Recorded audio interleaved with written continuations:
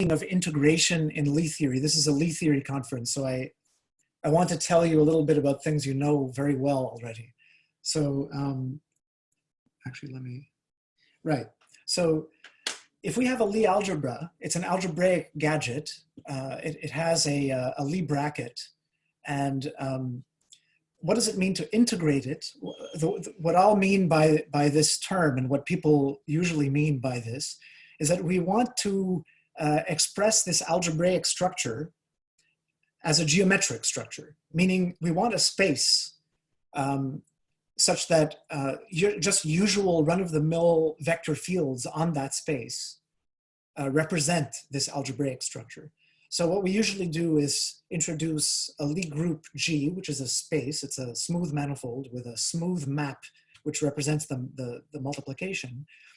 And if we consider right invariant vector fields, then we can recover the algebraic structure of the Lie algebra. Okay, and this idea of representing this algebraic bracket just as a Lie bracket on an actual manifold, this can also be done for Lie algebroids. So a Lie algebroid is a vector bundle over a manifold M. The vector bundle has a comparison bundle map called the anchor to the tangent bundle, and it has a bracket on its sections. So this bundle is not the tangent bundle. It's some kind of algebraic enhancement of something like a tangent bundle. But we would like to represent it, we would like to represent this structure as just vector fields on a space. And the idea is that we can do the same thing. We can introduce a Lie groupoid. A Lie groupoid is exactly like a Lie group, except that instead of having a single unit, it has a manifold M of units. And then we have the notion of a right invariant vector field, which is just the usual vector field on this smooth manifold G. And we can recover the Lie algebroid from considering right invariant vector fields on this space. So just to give you an example, consider the space C cross C star.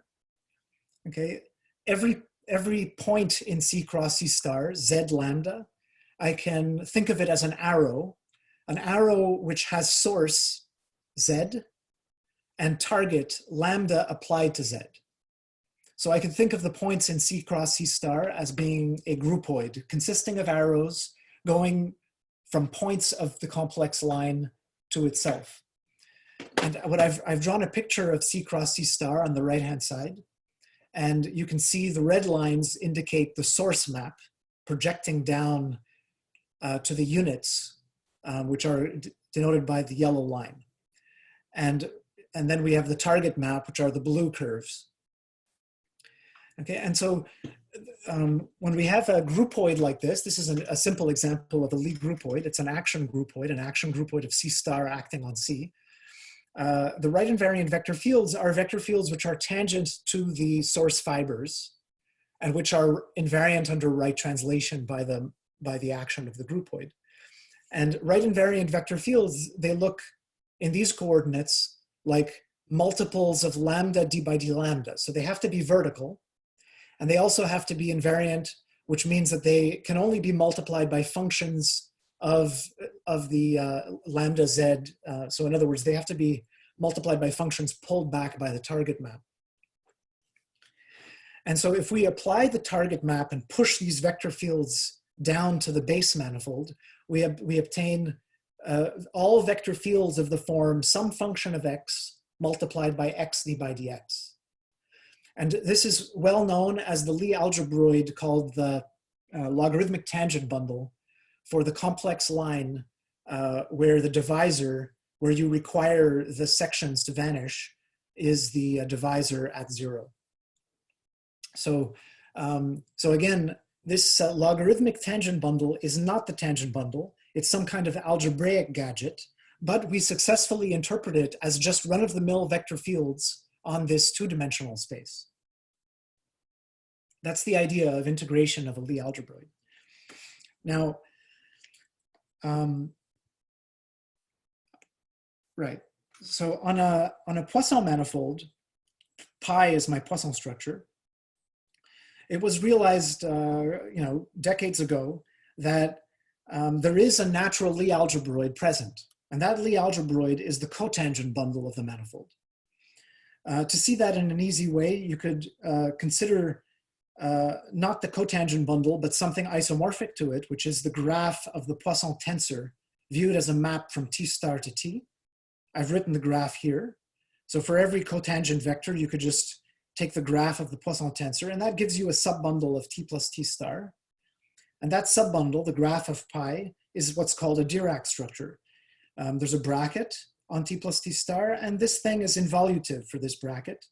And if we restrict that bracket to this graph, we get a Lie algebroid. We get a Lie bracket on the sections of this bundle. And I've written the Lie bracket of one forms that you get as a result. So you can see here that alpha and beta, I can bracket these two one forms and get another one form by simply taking the Lie derivative of beta in the pi alpha direction and then subtracting off the interior product of pi beta against this two form. So in both terms are one forms, and we end up with a one form. So it was realized long ago that, that T star X, whenever we have a Poisson manifold, is a Lie algebroid. And so it's natural to want to integrate that thing and to create some space where the Poisson bracket is represented purely in the category of manifolds, so that you don't need to know what Poisson brackets are and so on. You just need to know what spaces are. So notice that this Lie algebroid is kind of special. It has as canonical a canonical symplectic form on it, the canonical symplectic form of the cotangent bundle. And what that means is that the groupoid integrating this Lie algebroid will also have a special structure, and that will be a multiplicative symplectic structure. So this becomes what's called a symplectic groupoid. And the reason for that symplectic form is because the Lie algebroid has a symplectic form. An example of this, which I took from the poster of the conference, is the KKS Poisson structure on G star. So if you didn't want to deal with this Lie this algebraic gadget, what you could do is integrate this thing to a space. I'm sorry, what I meant to say here is that this Poisson structure gives rise to a Lie algebroid, which is the cotangent bundle of the Lie algebra, the cotangent bundle of the Poisson manifold G star.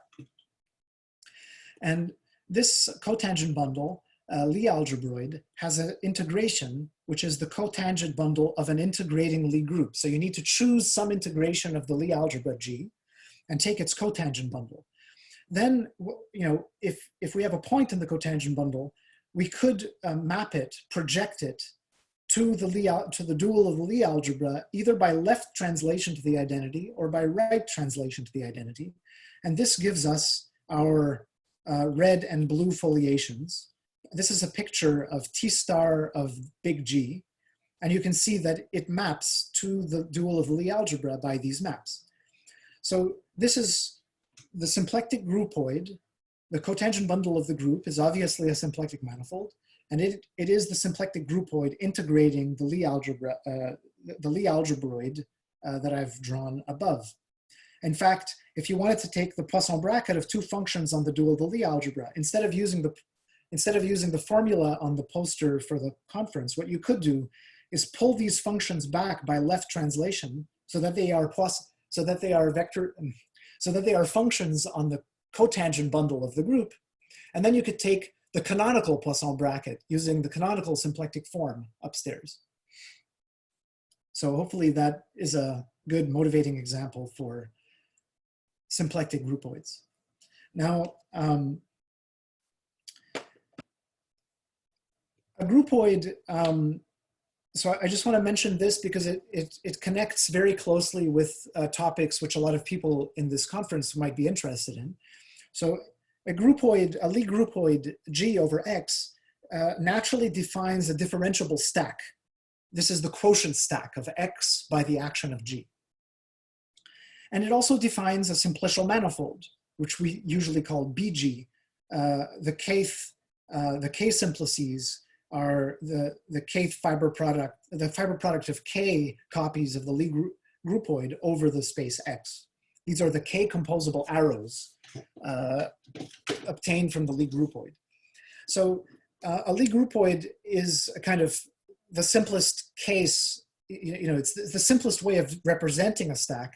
It represents it in such a way that not only is the stack clear, but also the simplicial manifold is clear from the construction of the BG, from the BG construction. And on such a stack, we have the notion of closed two forms. And because if the stack is represented by a Lie groupoid, it's very easy to describe the complex of closed two forms. The way you do it is that you take this BG simplicial manifold and you take all differential forms on it, but you truncate. It has to go from 2 and above. Okay, so the totalization of the complex of two forms on BG, so that means that you're taking two forms, three form, well, yeah, I've drawn it down here. So BG has multiple levels. The lowest level is just the space X, and I have to take all forms of degree 2 and greater, and then I take 2 and greater forms on G, and 2 and greater forms on the two composable arrows, and so on. And this whole thing forms a double complex where the Dirac direction is this way, and the simplicial direction is this way, and the total complex of that is what would normally be called the closed two forms on the stack. Now, when you look at the total complex, there would be closed two forms of degree 0, of degree 1, of degree 2, and so on. And a symplectic groupoid exactly has its symplectic form in this position. And so that means that it would define a degree 1 symplectic form on the stack, or what's normally called a one-shifted symplectic structure on the stack. So that's why you can see very clearly that a symplectic groupoid is a one-shifted symplectic structure. And this, so the people who study symplectic groupoids, the integration of Poisson structures, what they're really studying is this one-shifted symplectic form on the stack associated to a Poisson manifold. Okay, now let me jump right into generalized Kahler geometry. Generalized Kahler structures were discovered by Gates, Hull, and Rocek, physicists, in 1984. They were looking at the observation of Zumino that that a Kahler manifold gives rise to a n equals 2, 2 two-dimensional supersymmetric sigma model. And they realized that Kahler was only one special case of a more general type of geometry that gave rise to this supersymmetric model. Normally in physics, people focus on the Kahler case, but there is a more general case which is equally interesting, but which people usually ignore because it's too complicated, as I'll explain above here. So the structure is the following. We need a Riemannian metric, and we need two compatible complex structures, exactly two, not more and not just one. They could coincide, and that's how we specialize the Kahler geometry, but in general, they could be different. And there could be a closed three form included in this data.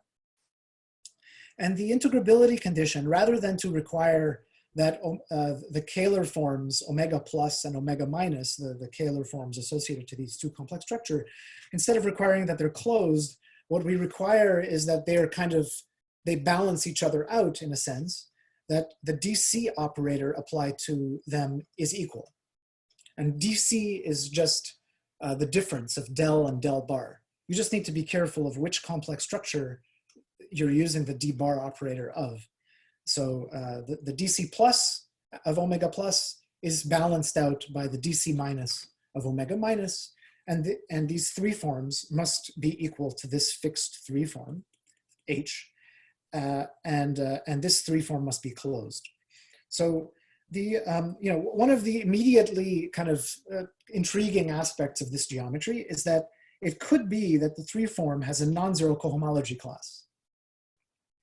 And if that is the case, then because of this equation, the fact that we have a closed form which is DC exact, if the DDC lemma held, which is true in a Kahler manifold, then it would imply that this 3 form would have to be 0 in cohomology.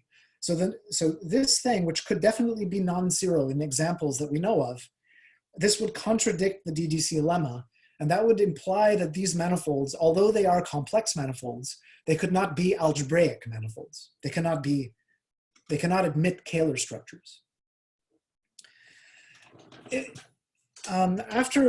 So in the last 15 years or so, we've discovered a lot of rich geometric structures in this geometry. We know that non-Kahler examples exist on any holomorphic Poisson Kahler manifold with the 0,2 Betty number, the 0,2 Hodge number being 0. We know that large families exist on these. We know that any even dimensional real semi-simple Lie group has such a generalized Kahler structure of the non-Kahler type. We know that the two complex structures need not be isomorphic as complex manifolds. They are diffeomorphic because they exist on the same smooth manifold, but they need not be isomorphic. Hitchin proved about 15 years ago that, that if we combine, it's a very bizarre thing, but if you take the two complex structures, take their commutator, combine with the metric, you get a bivector Q, and if you take the combination, IQ plus little iq, we can produce from this a holomorphic Poisson structure. So all of a sudden, the two complex manifolds are holomorphic Poisson. And then I proved shortly after that, that in fact, there's not just a holomorphic Poisson structure on each side, on each complex manifold, but there's actually on each side a pair of holomorphic Dirac structures. So there's A plus, B plus, and A minus, B minus. These are a pair of holomorphic Dirac structures, and they have the property that if you intersect them, they give rise to Hitchin's Poisson structure. Of course, I can't explain all this, but the idea is that there's a lot of interesting structure, but more importantly, there are a good deal of Lie algebroids showing up. These Dirac structures are in particular Lie algebroids. And so there is an obvious question of integration associated to this problem. It's not a problem that the physicists were aware of, but it's one that becomes clear once we have these structures, the Poisson structure of Hitchin and my Dirac structures. So the question is how to integrate them. Okay, so it turns out that an integration of Dirac structures has been studied in the Poisson geometry community, and they integrate to what are called pre-symplectic groupoids. Remember how in the case of symplectic groupoid, we had a symplectic structure here in the two forms on the groupoid, but there's another possible location to have a one-shifted symplectic form from the stack point of view. You could have a 3 form on X and a 2 form on G, which are jointly closed in the total complex. That's exactly what a pre-symplectic groupoid is. It's a stack with a more general one-shifted symplectic structure. So that's what these things are, and I've drawn them here. So X plus has a pre-symplectic groupoid, X minus has a pre-symplectic groupoid. And the remarkable result, which is the most recent development, is that these two pre-symplectic groupoids, the fact that they arise from the same generalized Kahler structure, the compatibility conditions between the two generalized Kahler structures, implies that these two are Morita equivalent, which means that there is a pre-symplectic space, which has maps from X plus, from it to X plus and to X minus, so that the groupoids act on the left and on the right, so that it's a principal G minus bundle on this side and a principal G plus bundle on this side. And it gives what's called a Morita equivalence of groupoids, but the Morita equivalence also has this pre-symplectic structure. Okay, and this all comes from integrating one of my Dirac structures, A. But there's another Dirac structure, B, and the question is, what data does that provide for you? Well, it turns out that that if we take this space Z, which I said was the pre-symplectic Morita equivalence, and we look at the pair of maps which map it to X plus and X minus, it turns out that that map is what's called a strong forward Dirac map. It's just a natural map, almost like a surjective submersion in the category of Dirac structures. And what that allows you to do is to pull back any Dirac structure on the right-hand side, which has some kind of transversality condition.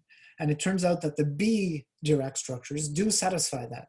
I can pull the B back to Z, and that endows Z with a very special structure. It gives it the structure of a holomorphic Poisson structure.